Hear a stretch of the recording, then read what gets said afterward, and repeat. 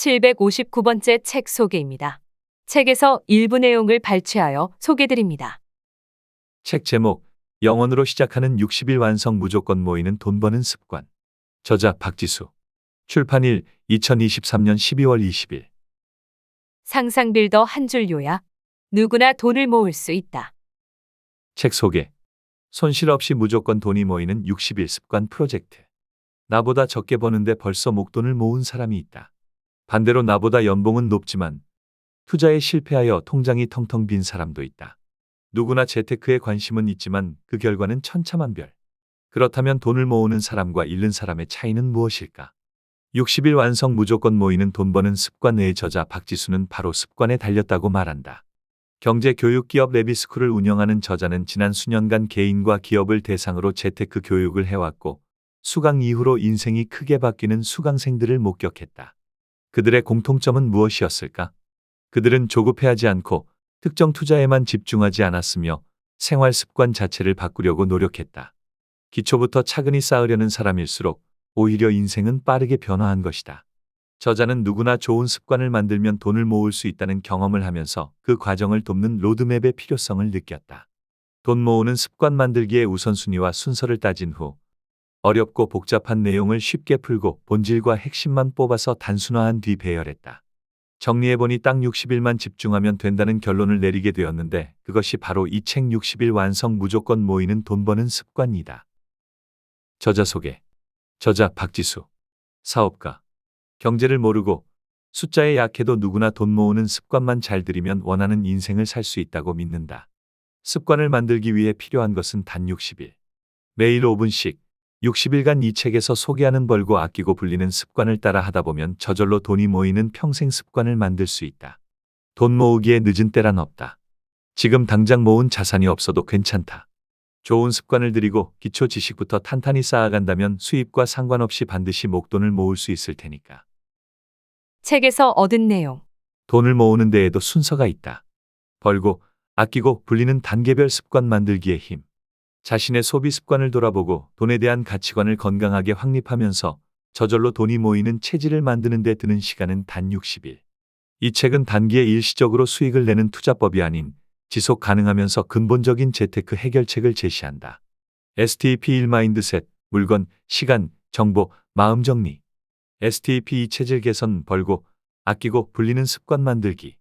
STP3 기본 개념 익히기, 손실 없이 모으는 법 배우기. STP4 실전 재테크, 내 성향에 맞는 포트폴리오 직접 만들기. 돈을 모으는 데에는 순서가 있다. 이 순서를 무시한 채 자기 수준과 성향에 맞지 않은 무리한 투자를 하는 순간 돈은 물론 시간과 에너지까지 모두 잃을 수 있다. 먼저 나에 대해 알고 나에게 맞는 투자법을 찾는다면 평생 돈이 모이는 시스템을 만들 수 있다. 이 책은 그 길을 가는 당신의 시행착오를 줄이고 시간을 벌어주는 조력자가 되어줄 것이다. 극단적인 짠테크, 어려운 재테크에 지쳤다면 이제 쉽고 명쾌한 기본으로 돌아가야 할 때. 극단적인 짠테크나 무지출 소비를 계속할 수 있을까? 여행도 안 가고 물건은 싼 것만 사고 밥을 먹을 때도 저렴한 메뉴만 고른다면 다양한 경험을 쌓을 기회를 스스로 뺏는 것이자 다른 사람과 함께하는 추억마저 포기하는 것이다. 하루 종일 본업을 제쳐놓고 주식 창만 바라보는 것은 어떨까? 성향에 맞지 않는 무리한 투자로 손실을 본다면 실망감에 큰돈 벌 기회를 영영 놓칠 수도 있다. 먼저 내 마음부터 다스려야 지속 가능하게 돈을 모을 수 있다. 돈 모으기에 늦은 때란 없다. 지금 당장 모은 자산이 없어도 괜찮다. 좋은 습관을 들이고 기초 지식부터 탄탄히 쌓아나간다면 수입과 상관없이 반드시 목돈을 모을 수 있을 테니까. 프롤로그. 하루 5분 따라하면 5년 일찍 돈으로부터 자유로워진다. 현생을 살기도 바쁜데 미래를 생각하며 돈을 모으고 불린다는 게 쉬운 일은 아닙니다. 재테크 공부 좀 시작해 보려고 하면 여기서 이런저런 소리가 들리니 혼란스럽기도 하고요. 한 고개 넘었다고 생각하면 또 다른 고개를 넘어야 하니 알수록 어렵게 느껴집니다. 그러다 결국 재테크는 내 체질이 아닌가 봐 하며 포기하는 분도 많지요. 저는 지난 5년 동안 경제 관련 콘텐츠를 발행하고 재테크 교육을 하며 수천 명의 사람을 만나왔습니다. 그중 열의 7이 바로 그랬답니다. 그럼 나머지 셋은 어땠을까요? 처음에는 쭈뼛쭈뼛하며 숫자에 약한데 저도 투자를 할 수 있을까요? 라고 묻던 이들이 해가 갈수록 눈에 띄게 성장했습니다. 방법은 단 하나, 꾸준히 돈 모으는 습관을 일상화한 것이었습니다. 평범한 사람도 누구나 좋은 습관을 만들면 돈을 모을 수 있다는 경험을 여러 번 하면서 그 과정을 돕는 로드맵의 필요성을 느꼈습니다.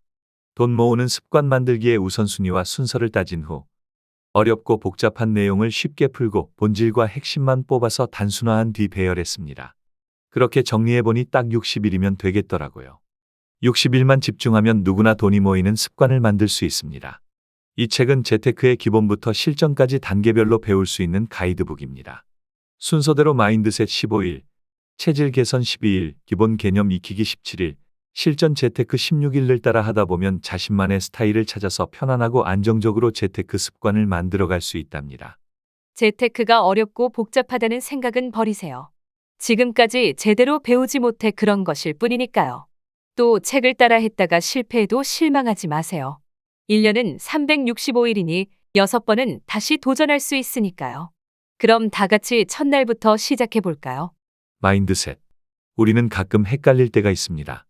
돈을 벌기 위해 사는 건지, 살기 위해 돈을 버는 건지 말이죠. 사실 잘 사는 것은 목적이고 돈을 버는 것은 수단입니다. 예를 들어 직장인이라면 옷과 화장품을 사기 위해 직장에 다니는 건지, 직장을 다니기 위해 옷과 화장품을 사는 건지 자기 자신에게 물을 때가 있습니다. 벌어도 남는 게 없을 때가 종종 있으니까요. 이럴 때 우리는 주객이 전도된 것 같은 기분을 느낍니다. 이처럼 목적과 수단을 제대로 구분하지 못하면 돈을 제대로 못 모으고 그렇다고 마음껏 쓰면서 살지도 못하게 됩니다. 그래서 돈을 벌고 쓰기 전에 원하는 삶의 모습과 그것을 이루는 데 필요한 것 그리고 내가 해야 할 일을 적어보는 것이 중요합니다. 우리는 돈을 벌기 위해 노력하고 돈을 사용하는 방법을 계획해야 하며 원하는 삶을 살기 위해 노력해야 하니까요. 재테크를 하기 전에 먼저 이러한 질문들에 대해 답해보는 것은 돈을 어떻게 벌고 쓸지 결정하는 데 분명 도움이 될 거예요. 정리와 구조화. 공간을 어지럽히는 물건을 정리했다면 이제 책장을 정리할 차례입니다. 책장을 정리한다는 건 머릿속을 정리하는 것과 마찬가지입니다. 지금까지 여러 번 재테크 공부하느라 구입한 책이 어지럽게 많으시죠? 곁에 두고 자주 볼 책이 아니라면 정리가 필요합니다. 이제 깔끔하게 정리해 볼게요. 마치 팬트리에 주먹구구식으로 쌓아두던 짐을 분류한 뒤 선반을 짜서 물건을 분류하여 재정리하는 과정과 유사합니다. 먼저 버릴 것을 버리고 나머지는 구조화하는 작업을 해보세요. 구조화란 일관성 없는 복잡한 문제들을 프로세스를 통해 단순화하는 것을 말합니다. 이렇게 구조화를 하면 중요한 정보를 쉽게 찾을 수 있어 시간을 효율적으로 사용할 수 있습니다. 책 정리 방법은 다음과 같이 나열 구분 출간 정리 반복 순서입니다.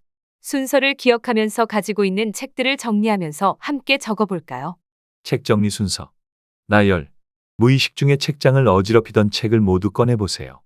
구분, 경제 지식, 투자 마인드, 부동산, 주식, 투자 등 분야에 따라 책을 구분합니다. 출간, 구분한 도서를 출간일 순서로 정렬합니다. 정리, 곁에 두고 다시 꺼내지 않을 책은 처분합니다. 반복, 새로운 책을 구매했을 때도 분야별로 구분하여 책장에 넣습니다. 투자 정보 가려보기.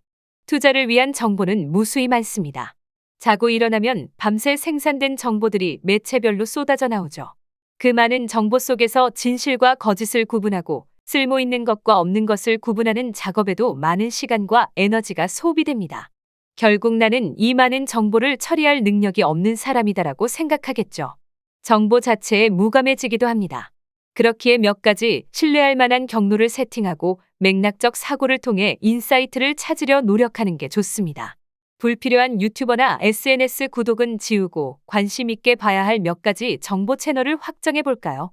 다음은 투자에 관한 정보를 얻기 위해 추천하는 몇 가지 채널입니다. 경제 기사.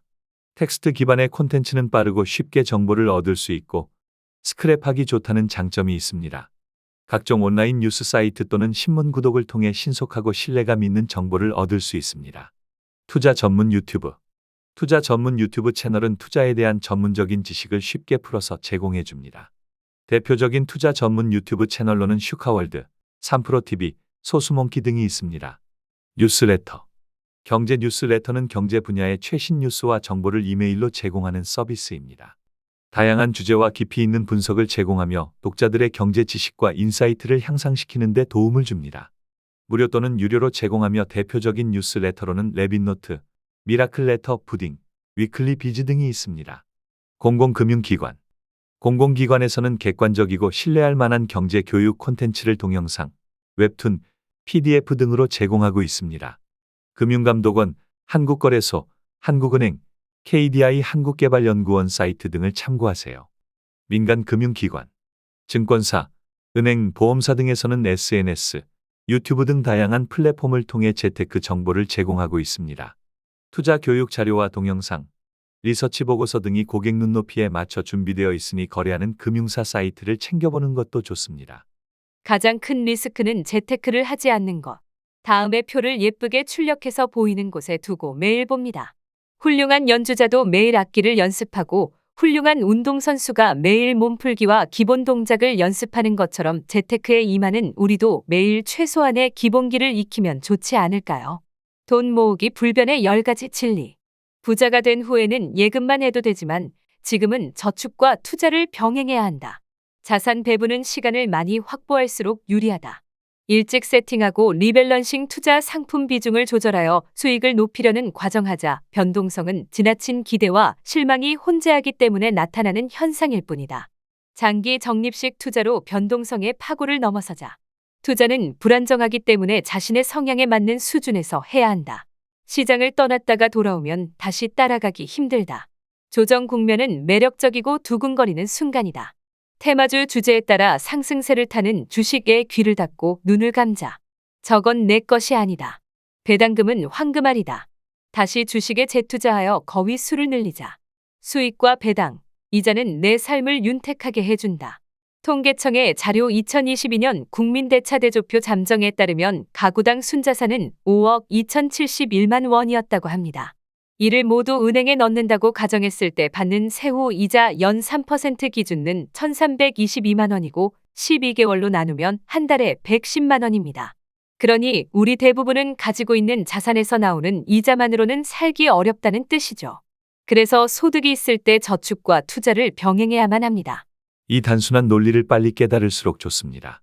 80대까지 산다고 가정할 때 20대에 깨달은 사람은 60년이라는 시간을 확보하고 장기 투자할 수 있으니까요. 인간의 욕망과 후회로 인해 시장은 언제나 부침이 있고 그러한 부침과 상관없이 통화량은 늘어나니 자연스럽게 인플레이션이 생기고 화폐 가치는 하락하며 땅은 희소하니까 지가는 상승하여 부동산 가격은 오릅니다. 단기적으로 1에서 2년 단위로 투자했다가 포기하고 투자했다가 포기하고를 반복한다면 정작 상승장에서 소외될 가능성이 높습니다. 그렇다면 어떻게 살아야 할까요? 일상 속에 자연스럽게 투자를 녹여내야겠죠. 얼마가 있을 만족할까? 인생은 욕망과 권태를 오가는 시계추다. 대표적인 독일 철학자 쇼펜하우어의 말입니다. 그런데 비관적인 시선으로 세상을 바라보면 오히려 헛된 희망을 꿈꾸지 않고 현실을 직면할 수 있습니다.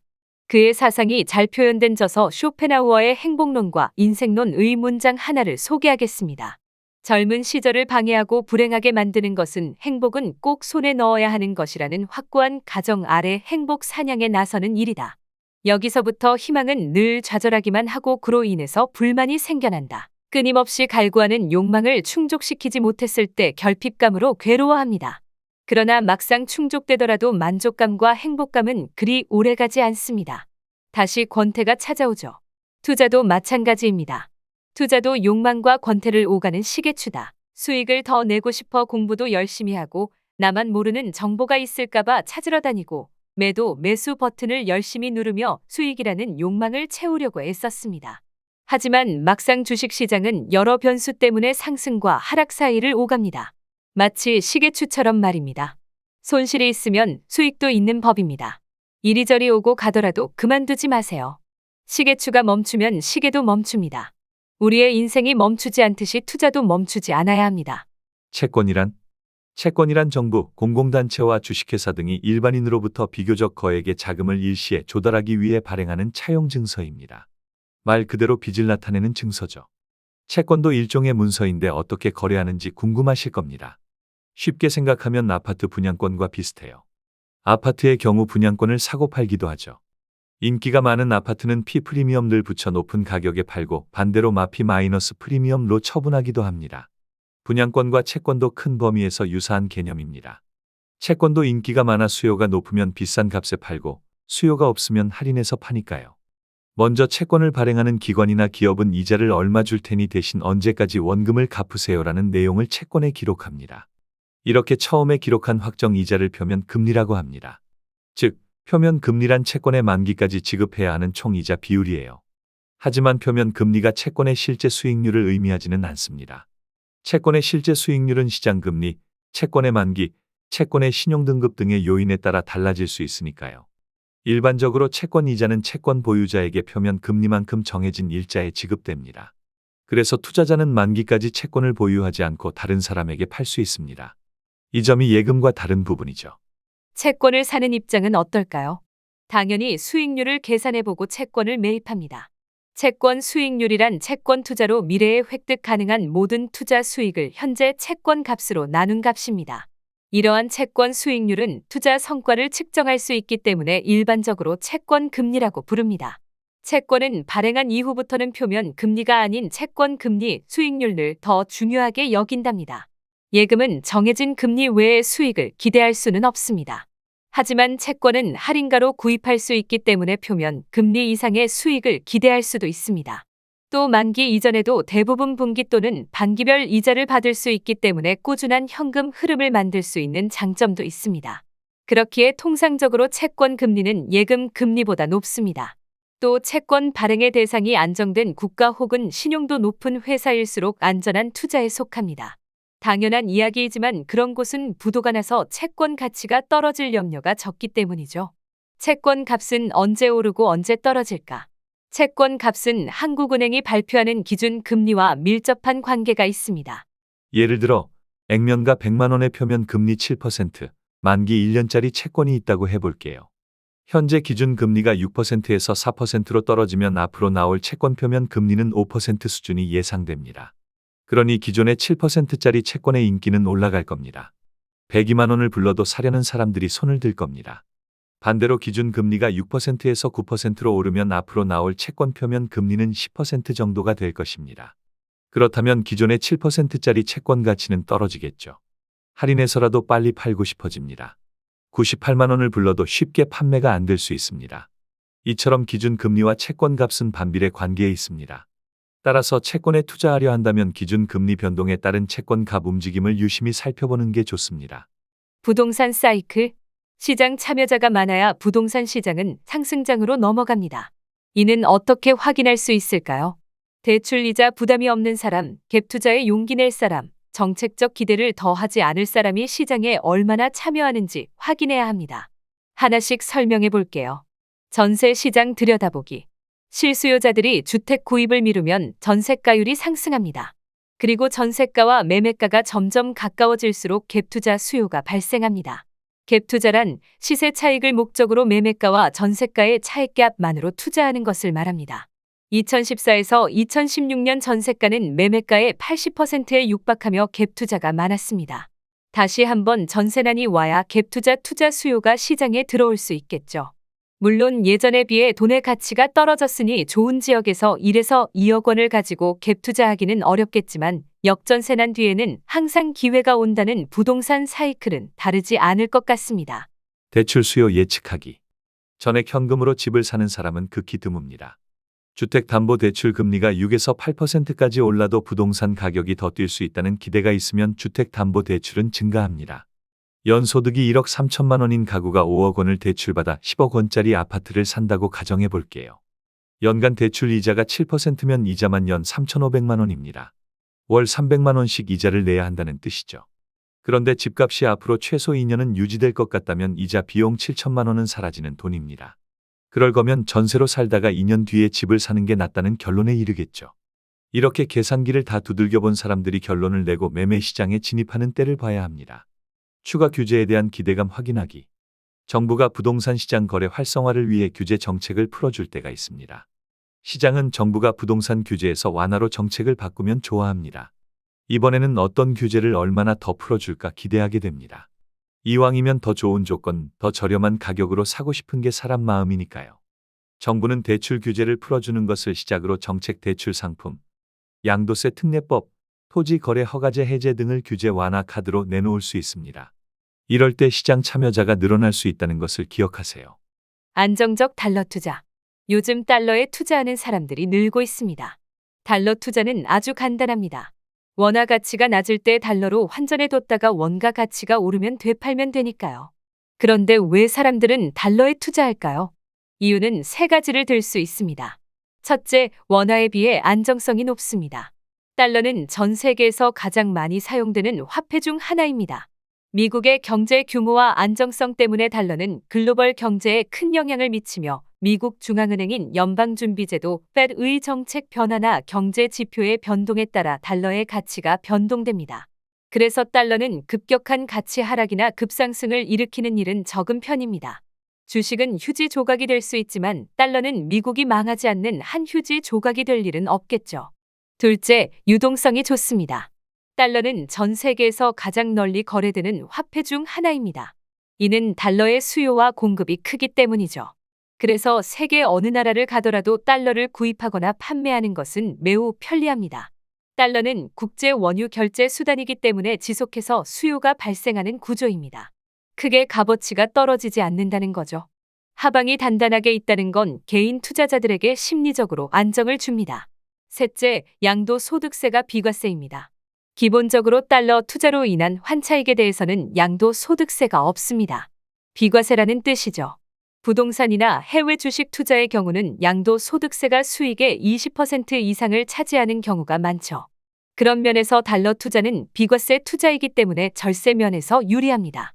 그러면 달러에는 어떻게 투자해야 할까요? 먼저 은행이나 증권사 계좌 중 환전 수수료 우대율이 가장 좋은 곳을 찾습니다. 원달러 환율이 떨어졌을 때 사고, 오르면 때 팝니다.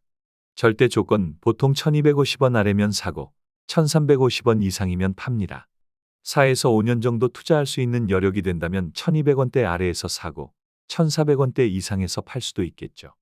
상대 조건 달러 인덱스 주요 6개국 통화 대비 미국 달러의 가치를 지수화한 지표가 상승하는데 원달러 환율만 하락할 때 삽니다. 반대로 달러 인덱스는 하락하는데 원달러 환율만 상승할 때는 팔아야겠죠. 장기간 보유할 때는 달러 예금이나 외화 RP 증권사가 보유하고 있는 외화 표시 채권을 투자자에게 일정 기간 후 미리 약정한 가격으로 환매할 것을 조건으로 판매하는 금융상품 등에 넣어두면 약간의 이자 소득을 더할 수 있습니다. 달러 투자는 낮은 수익률을 목표로 하기 때문에 자금 규모가 클수록 유리합니다. 다만 대출받아 투자하는 것은 권하지 않고 분할해서 리스크 관리하는 것도 방법입니다. 투자 로드맵 점검. 투자에서 승률 100%를 자랑할 수 있는 사람은 용하다는 무당밖에 없을 겁니다. 투자라는 것이 오지 않는 미래를 상대하는 것이기 때문에 오를 확률 50%, 내릴 확률 50%를 상정하며 가는 것이거든요. 좀 더 높은 확률로 오를 맞추기 위해서는 많은 노력이 수반해야 합니다. 매일 엄청난 양의 정보를 읽고 해석하고 사람들의 투자 심리를 파악하려면 하루 24시간이 모자랄 거예요. 그뿐인가요? 내 판단이 맞다고 자기 합리화도 해야 하고 나랑 다른 사람 의견에는 반박도 해야 합니다. 사실은 내가 틀릴 수도 있다는 불안감에 스트레스를 받고 있을 수 있습니다. 그렇다고 투자를 멈추기도 어렵습니다. 확신을 갖기 위해 투입했던 시간과 비용들을 헛되게 만들 수 없기 때문이죠. 이럴 때는 잠시 멈춰서 다음에 5가지 질문을 던져보세요. 내가 하고 있는 투자의 방향성이 맞는지 아니면 지금이라도 수정해야 하는지 중간 점검이 필요합니다. 만약 아직 투자를 시작하지 않았다면 다음 질문에 부합하는 방향으로 초기 설정을 하면 좋습니다. 투자가 어렵고 힘든가? 사람마다 다른 성향을 가지고 있습니다. 투자가 본업이 아닌 우리는 본업에 지장이 가지 않는 선에서 편하게 투자하는 게 좋습니다. 그래서 다음에 3가지 방법을 제시합니다. 여기서 하나를 먼저 선택하세요. 아래로 내려갈수록 적극적인 투자 스타일입니다. 무투자. 투자란 어렵고 위험하다는 인식이 있기 때문에 보험도 개인연금도 들지 않고 은행 예금만 하시는 분들이 많습니다. 위험을 극도로 회피하고 싶기 때문이죠. 1%의 손실도 참을 수 없을 정도라면 투자를 하지 않는 게 좋습니다. 무의식 투자. 내 의식 속에서 투자한다는 개념 없이 투자하는 겁니다. 자동 적립식으로 매월 일정 금액을 여러 금융상품에 투자하는 것이죠. 퇴직연금이 이에 해당됩니다. IRP나 DC형에서 디폴트 옵션을 선택하는 게 최선입니다. 포트폴리오 투자. 주도적으로 자산을 배분하고 리밸런싱하며 균형 잡힌 포트폴리오를 운영합니다. 투자 상품별 난이도를 알고 있는가? 투자의 세계는 체급이 정해져 싸우는 레슬링이 아닙니다. 초보자와 고수가 혼재되어 서로의 돈을 빼앗고 뺏기는 게임 같은 곳이죠. 그러니 처음부터 어려운 상품에 접근하기보다 가장 기본적인 수준의 선택지부터 하나씩 해보며 시장 감각을 익히는 것도 좋습니다. 초보자라면 인덱스 펀드부터. 인덱스 펀드는 특정 지수를 추종하기 때문에 펀드 매니저의 개입 없이 자동으로 운용되며 보수가 저렴합니다. 그래서 투자자가 시간과 노력을 덜 들일 수 있고 저비용으로 장기 투자할 수 있다는 것이 장점입니다. 중급 이상 투자자라면 주식 투자. 주식과 채권은 직접 투자해야 하기 때문에 높은 통제성이 필요합니다. 주식 투자는 인덱스 펀드와 달리 스스로 산업과 기업을 분석하며 투자해야 하기 때문에 난이도가 높아요. 리스크가 큰 만큼 높은 수익을 기대할 수 있지만 손실 규모도 클 수 있다는 점을 기억하세요. 단기적으로 수익을 꼭 봐야 하는가? 단기적으로 일정 목표 수준의 수익을 꼭 보기 위해 투자하면 안 됩니다. 돈 복사가 그렇게 쉬운 게 아니라서요. 게다가 친구 따라 강남 간다는 심정으로 나도 뭐라도 좀 넣어놔야 안심이 된다고 그냥 투자해서도 안 됩니다. 그렇게 무의미하게 투자되는 돈은 방향성이 없기 때문에 금방 사라지거든요. 문제는 그렇게 돈이 사라져도 뭐가 잘못된 건지 파악할 수 없는 수준이라서 다음에 같은 일을 반복하게 됩니다. 짧게는 신형 아이폰 출시일에 맞추겠다며 한두 달, 이사 가서 소파 바꾸겠다고 한두 달, 남편 차 바꿔주겠다고 한두 달을 목표로 투자한다면 백전백패입니다. 내 연령대에 맞는 포트폴리오인가? 금융자산군의 성격을 모두 파악했다면 각 자산군을 얼마나 보유하는 게 좋을지 생각해 봐야 하겠죠? 각 자산별 비중을 생각하여 포트폴리오를 짜야 하니까요. 백종원 만능 양념장 레시피를 떠올리면 좋습니다. 우리가 배운 자산군을 각각의 양념이라 생각하고 어떻게 배합할지 고민해야 합니다. 이제 주식과 채권 등을 중심으로 각자의 포트폴리오를 준비해 볼까요? 가능하면 연령대별로 조금 다른 포트폴리오를 가지면 좋습니다. 은퇴 전에는 위험 자산 비중을 높여서 공격적인 수익률을 기대하고 은퇴 후에는 안전 자산 비중을 높여 변동성을 축소시키는 데 중점을 두면 좋기 때문입니다. 선정한 종목이 적합한가? 중심 없이 테마주에 기웃거리다가는 초전도체처럼 내 자산도 공중부양했다가 미끄러질 수 있습니다. 그러니 산업과 기업에 대한 경쟁력 파악은 기본입니다. 그렇다고 MMF나 CMA 등에 3개월 이상 자금을 넣어두는 것도 손해죠. 여기까지 자기 자신에게 질문해 보세요. 내가 하고 있는 투자가 맞는지 항상 되물으면서 아니라고 판단되면 과감히 조정하는 시간을 갖는 것도 좋아요. 투자란 경제 흐름을 보고 성장할 수 있는 산업군의 1등 기업에 투자하고 성공의 과실을 함께 따먹는 과정입니다. 그런 의미에서 투자에 임하려면 경제와 산업, 기업 분석 등 꾸준한 공부가 필요합니다. 지금까지 상상빌더였습니다. 감사합니다.